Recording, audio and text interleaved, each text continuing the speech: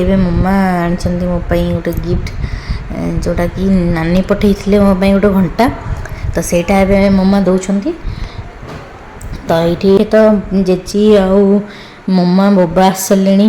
ଦେନ୍ ଏପଟେ ସାନ ଦିଦି ବି ଆସିସାରିଲେଣି। ତ ଏପଟେ ସବୁ ଖାଇବା ପାଇଁ ପ୍ରିପାରେସନ୍ ଚାଲିଛି।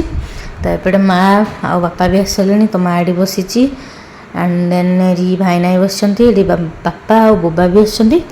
ଦେନ୍ ଏଠି ଖାଇବା ପାଇଁ ବଢ଼ାବଢ଼ି ଚାଲିଛି। ତ ଏଠି ମମ୍ମା ଆଉ ଦିଦି କାକରା ପିଠା ଆଉ ଏଠି ଆଳୁଚପ ଜିଲାପି ବରା ଆଉ ଏପଟେ ଗଜା ବି ଅଛି।